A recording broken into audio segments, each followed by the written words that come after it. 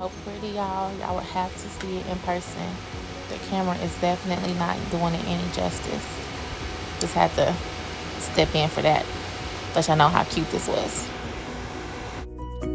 Right, guys, there it is. The basics to making my unicorn lip gloss, which will be on the website very soon.